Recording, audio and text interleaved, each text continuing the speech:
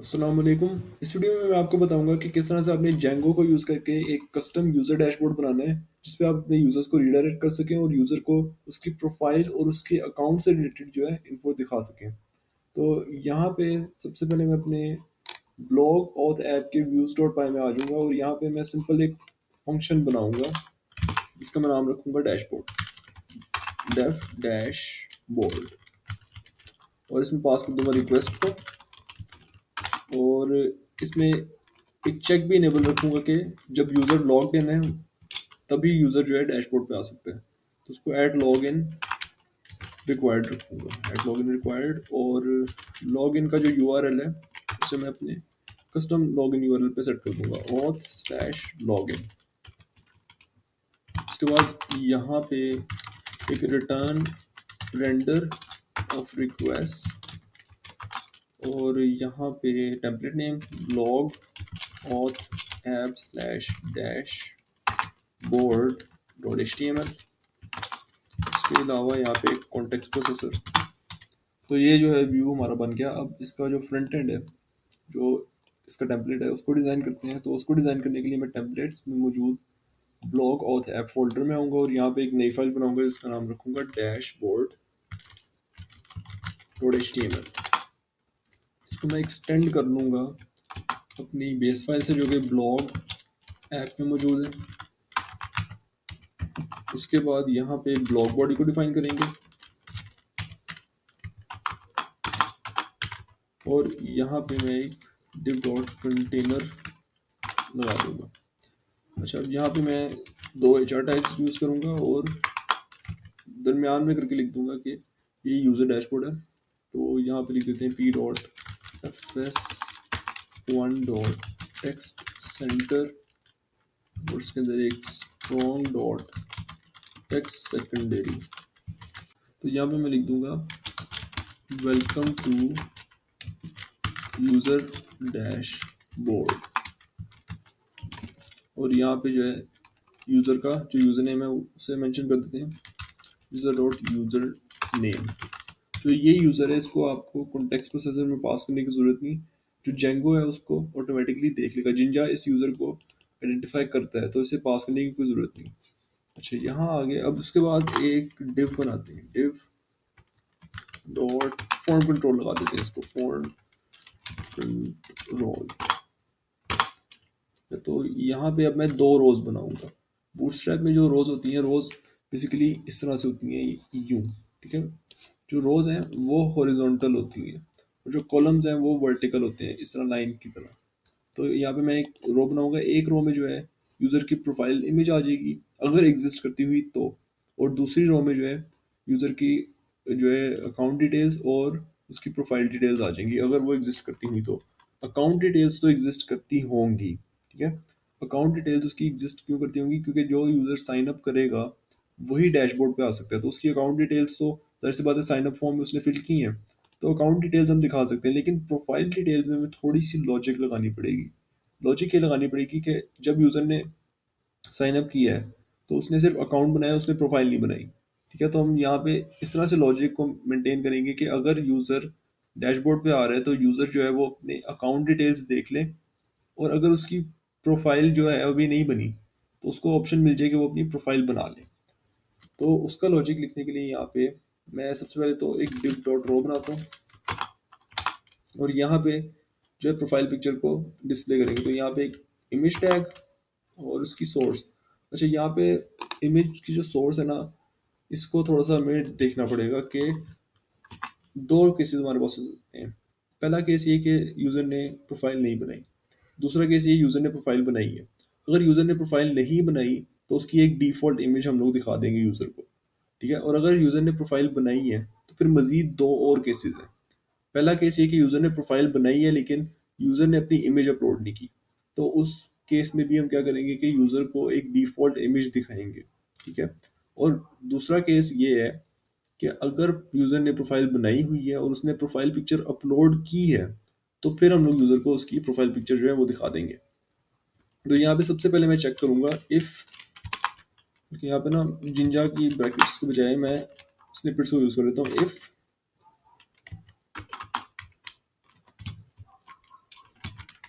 Request dot user dot profile, कि पहले check किया कि प्रोफाइल है कि नहीं, अगर है तो फिर चेक करेंगे कि उसकी प्रोफाइल पिक्चर है कि नहीं।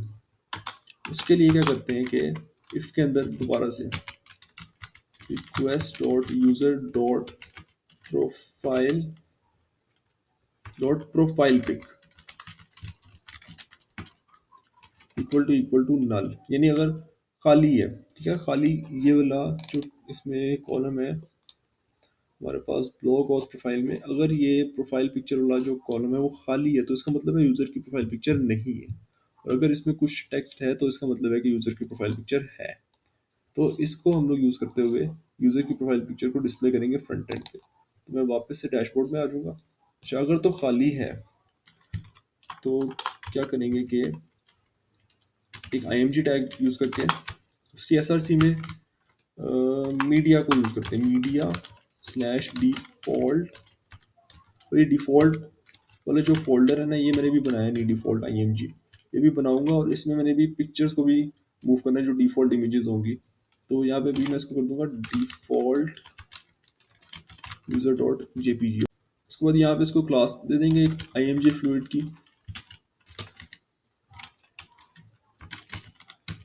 और उसके अलावा इसकी विड्थ को भी सेट कर देते हैं, विड्थ इज इक्वल्स टू कितनी रख दें, इसको रख देते हैं 250 पिक्सल्स, काफ़ी रहेगी इतनी भी, ठीक है। ये तब हम करेंगे जब यूज़र की प्रोफाइल पिक्चर नहीं है, यूज़र की प्रोफाइल बनी हुई है, ठीक है, और यूज़र की प्रोफाइल पिक्चर नहीं है। लेकिन अगर यूज़र की प्रोफाइल पिक्चर है तो जाहिर सी बात है कि यूज़र की जो प्रोफाइल पिक्चर वाला कॉलम है वो खाली नहीं होगा, उसमें कुछ ना कुछ डाटा होगा यूज़र की प्रोफाइल पिक्चर से रिलेटेड।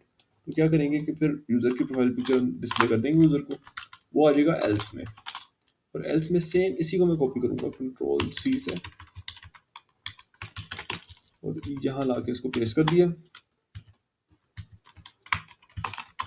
और यहाँ पे बजाय ये पाथ देने के मैं इसको कर दूंगा रिमूव, और यहाँ पे यूज़र डॉट प्रोफाइल पे, ठीक है, ये जो है इसको सेट कर दिया। अब हम लोगों ने अपना जो पहला केस है वो टैकल कर लिया कि यूज़र ने प्रोफाइल बनाई हुई है।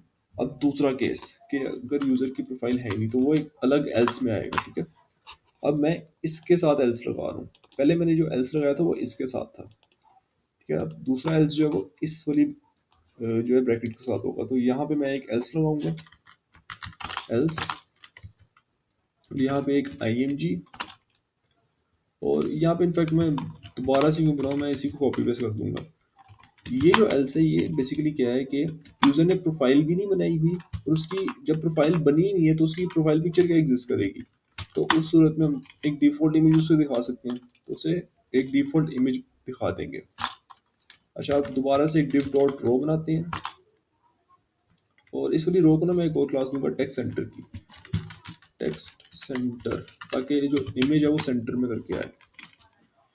तो ये आ गया div डॉट रो, और इसके अंदर जो है यूज़र अकाउंट डिटेल्स दिखाएंगे। यहाँ पे मैं एक p.fs4 strong dot text secondary को यूज़ करूँगा, और यहाँ पे लिख देते हैं यूज़र अकाउंट डिटेल्स। अच्छा, अब जो अकाउंट डिटेल्स हैं वो तो एग्जिस्ट कर रही होंगी क्योंकि यूज़र ने साइन अप करते हुए अकाउंट डिटेल्स को सेव किया डाटाबेस में। तो अकाउंट डिटेल्स हम लोग बगैर किसी इफ एल्स के दिखा सकते हैं। तो यहाँ पे मैं सबसे पहले तो div डॉट कार्ड करके कार्ड बना दूंगा, और यहाँ पे जो है p.fs6 को यूज़ करके इसमें सबसे पहले लिख देते हैं कि नेम, और इसको स्ट्रॉन्ग टाइप में दिखाएंगे, और यहाँ पे जिंजर ब्रैकेट्स में यूज़र डॉट फर्स्ट नेम, और स्पेस के बाद यूज़र डॉट लास्ट नेम। उसके बाद नेम के अलावा जो है यूज़र का यूज़र नेम भी डिस्प्ले कराते हैं, तो मैं यहीं से इसको कॉपी पेस्ट कर लेता हूँ, और यहाँ नेम के बजाय यूज़र नेम कर दूंगा, और एक इसमें से ब्रैकेट कम कर दूंगा क्योंकि एक एक्स्ट्रा है। तो एक में जो है मैं यूज़र नेम को डिस्प्ले कर दूंगा यूज़र नेम उसके अलावा जो ईमेल है यूज़र का उसे भी डिस्प्ले कर देते हैं।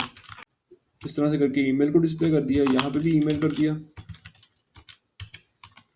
अच्छा, उसके अलावा यहाँ पे आपको लास्ट लॉगिन की भी ऑप्शन मिलती है जेंगो में। तो जब यूज़र ने लास्ट टाइम लॉगिन किया था वो भी दिखा देते हैं यूज़र को, लास्ट लॉगिन, यहाँ पे लिख देते हैं लास्ट लॉगिन, ठीक है। और उसके अलावा किस दिन यूज़र ने ज्वाइन किया था, तो उस कॉलम को क्या कहते हैं, मैं डेटाबेस में देख लेता हूँ, मुझे भी अभी याद नहीं आ रहा कि उस कॉलम को क्या कहते हैं। ऑथ यूज़र में जाके देखते हैं कि उसके डेट ज्वाइन कहते हैं शायद, हाँ डेट ज्वाइन। तो यहाँ पे जो है डेट ज्वाइन को मैं दिखा दूंगा कि यूज़र ने किस डेट को साइन अप किया था। तो लास्ट लॉगिन के बिल्कुल नीचे आ जाएगी डेट ज्वाइन,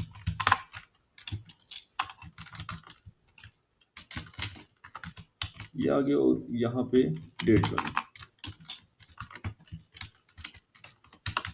कि ये तो हम लोगों ने किसी भी मसले के बगैर जो है वो दिखा दी। अब मसला बेसिकली आएगा हमें यूज़र की प्रोफाइल डिटेल्स दिखाने में, क्योंकि यूज़र की प्रोफाइल अगर एग्जिस्ट करती हुई तो उसके प्रोफाइल डिटेल्स हम दिखा सकेंगे, अगर नहीं एग्जिस्ट करती हुई तो नहीं दिखा सकेंगे। और यूज़र की प्रोफाइल डिटेल दिखाने से पहले मैं यहाँ पे टेक्स्ट सेंटर जो है अप्लाई कर देता हूँ ताकि ये सारा सेंटर में आ जाए। अच्छा, उसके बाद यहाँ पे एक और रो बनाते हैं, div dot row dot text centre, और इसमें जो है प्रोफाइल इनको दिखाएंगे। यहाँ पे इसी तरह एक पैराग्राफ कॉपी कर लेते हैं, सेम इसी को कॉपी करते हैं और यहाँ पे लिख देते हैं यूज़र प्रोफाइल डिटेल्स।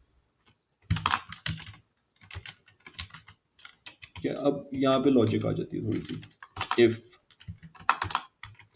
अगर तो यूज़र की प्रोफाइल एग्जिस्ट कर रही है, यूज़र डॉट प्रोफाइल, ठीक है, यूज़र की प्रोफाइल एग्जिस्ट कर रही है तो यूज़र की डिटेल्स दिखाएंगे। अगर नहीं एग्जिस्ट कर रही तो यूज़र को कहेंगे कि वो अपनी प्रोफाइल बना ले, उसको ऑप्शन दे देंगे, ठीक है।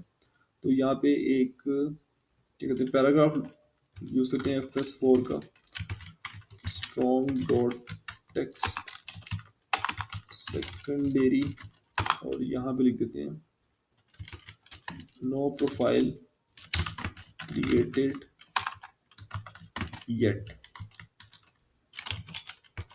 Create now. तो यहाँ पे एक बटन भी दे देते हैं जिससे कि यूज़र अपनी प्रोफाइल क्रिएट कर सके। अब यहाँ पे मैं एक ए टैग यूज़ करूँगा एक बटन बनाने के लिए, तो A dot B T N success, और इसका जो href है वो पॉइंट करेगा auth स्लैश क्रिएट प्रोफाइल पे, प्रोफाइल, कि अगर यूज़र की प्रोफाइल नहीं होगी तो यूज़र अपनी प्रोफाइल इस बटन पे क्लिक करके जो है बना सकता है। और यहाँ पे लिख देते हैं क्रिएट नाउ। अब यहाँ पे आ जाते हैं, यूज़र की अगर प्रोफाइल एग्जिस्ट कर रही है तो कुछ डिटेल्स दिखाते हैं। उसी तरह एक कार्ड जो है दिखा देंगे, क्योंकि यहाँ पे मैं वैसे लिख देता हूँ div डॉट कार्ड, और यहाँ पे उसी तरह p dot fs6 about user, और यहाँ पे एक स्ट्रॉन्ग टैग, और यहाँ पे आ जाएगा user dot profile dot about user, ये आ गया हमारे पास। उसके अलावा अगर यूज़र ने अपना सोशल मीडिया लिंक अपलोड किया हुआ है तो वो भी आ जाएगा।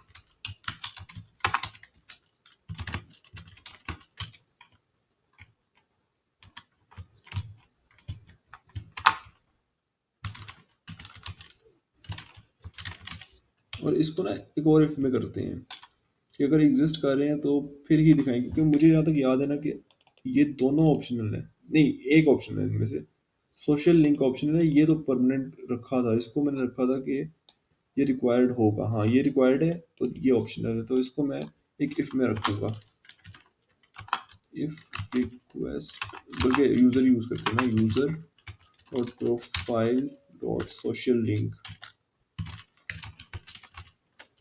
Not equal to null string, तो फिर जो है दिखा देंगे, वरना ना भी है तो ठीक है। अब इतना देखते हैं कि ये फ्रंट एंड तो बना लिया, अब देखते हैं कि ये चल भी रहा है कि नहीं। लेकिन इसको चलाने से पहले एक तो इसका यूआरएल बनाना है, दूसरा ये कि जो डिफ़ॉल्ट इमेजेस हैं उनको मैंने सेट करना है। तो डिफ़ॉल्ट इमेजेस को मैं यहाँ से कॉपी कर लेता हूँ और यहाँ अपने प्रोजेक्ट वाले फ़ोल्डर में आके मैंने मीडिया में एक क्या फ़ोल्डर बनाया था मैंने, मैं ज़रा देखूँ तो सही। मीडिया में कौन सा फ़ोल्डर एग्जिस्ट कर रहा था, डिफ़ॉल्ट आईएमजी, ठीक है। तो यहाँ पे मीडिया में ही डिफ़ॉल्ट आईएमजी मैं बना लूँगा। कंट्रोल शिफ्ट एन से न्यू फ़ोल्डर, यहाँ पे डिफ़ॉल्ट आईएमजी, इसके अंदर इन इमेजेस को पेस्ट कर दिया और मैं देखूँगा ये default user dot JPG file, ठीक है। तो अब जो है देखते हैं कि ये हमारा फ्रंट एंड कैसा लग रहा है। उसके लिए मैं आ जाऊँगा अपने ब्लॉग ऑथ ऐप के यूआरएल्स में और एक नया पाथ बनाऊँगा। उस पाथ का नाम रखूँगा मैं ऑथ डैशबोर्ड और यहाँ पे इसको डैशबोर्ड पे कर देंगे, डैशबोर्ड, और यहाँ पे भी इसका यूआरएल जो चेंज कर देंगे डैशबोर्ड। तो देखते हैं कि डैशबोर्ड जो है वो प्रॉपर वर्किंग कर रहा है कि नहीं। उससे पहले मैं सर्वर को चेक कर लूँ। हाँ, सर्वर जो है वो रन कर रहा है। यहाँ पे स्लैश डैशबोर्ड पे जाते हैं, ऑथ स्लैश डैशबोर्ड। ओके, तो यहाँ पे आ तो गई हैं डिटेल्स लेकिन इमेज नहीं आई। डिटेल्स उसी तरह आई जिस तरह मैं चाहता था, लेकिन इमेज का ये कुछ मसला कर रहा है। मुझे व्यू पे सोर्स करके देखना पड़ेगा कि क्या मसला है इसको इमेजेस में। ये मसला है बेसिकली कि यहाँ पे सही तरह से टर्मिनेट नहीं हो रहा। अगर मैं इस पर जाऊँगा ना तो ये मुझे एक 404 दे देगा। हाँ देखो 404 दे दिया इसने। तो ये सही तरह से इस पर इम्बेड नहीं हो रहा। तो मैं इसको क्या करता हूँ कि एक बस स्लैश ही इसमें ऐड करनी है। हाँ, यहाँ पे करके ना, जिस तरह अब मीडिया है ना यहाँ पे, इसको इन इस मीडिया को ना यहाँ पे इनक्लोज किया हुआ है, तो यहाँ पे इसको भी इनक्लोज करना होगा इस तरह से। तो जब ये कर दूंगा तो आई होप कि ये ठीक हो जाना चाहिए। तो शायद मुझे मीडिया लगाना पड़े। हाँ, मुझे मीडिया भी लगाना पड़ेगा, मीडिया भी लगाना पड़ेगा क्योंकि ये इटसेल्फ कोई फोल्डर नहीं है, ये मीडिया में एग्जिस्ट करता है इस तरह करके। तो अब देखते हैं क्या होता है। मीडिया आ गया। हाँ, अब मुझे 404 नहीं मिला और अब होपफुली मुझे डैशबोर्ड पे भी इमेज मिल जाएगी, लेकिन इमेज का साइज बहुत ज़्यादा आ रहा है। इसकी थोड़ी सी CSS को चेंज करते हैं। अच्छा, अब यहाँ पे इसको ठीक करने के लिए जो इसका इमेज साइज है, इसको मैं कुछ इस तरह से करूँगा कि यहाँ पे एक div लगा देता हूँ, div डॉट कंटेनर फ्लूइड, और इसमें मैं इसको मूव कर देता हूँ। तो इससे होपफुली जो है इसका CSS का जो मसला आ रहा है वो ठीक हो जाएगा। तो अब अगर मैं ब्राउज़र में जाके देखूँ तो हाँ, ये ठीक हो गया। अब जो है इमेज वो बिल्कुल एक्यूरेट डिस्प्ले हो रही है। अब इसी चीज़ को मैं रिफ्लेक्ट करना चाहूँगा अपने इस डिफ़ॉल्ट इमेज में भी। तो इसके लिए क्या करते हैं कि इसको कॉपी कर लेते हैं और यहाँ पे भी इसको पेस्ट कर देते हैं कि अगर डिफ़ॉल्ट इमेज भी आ रही है तो उसको भी ये हैंडल कर ले। इसको सेव कर दिया और इसके अलावा यहाँ पे हाँ, इसको भी डिव लगा देते हैं और यहाँ पे डिव को क्लोज कर दिया। या तो इस तरह से जो है आपने यूज़र डैशबोर्ड बनाना है और इसको मैं एक दफ़ा चेक करूँगा कि ये उन यूज़र्स के लिए चल रहा है जिनकी प्रोफाइल नहीं बनी हुई। तो उसके लिए एक तो मैं लॉग आउट कर दूँगा और लॉग आउट के बाद मैं एक नया यूज़र बनाता हूँ।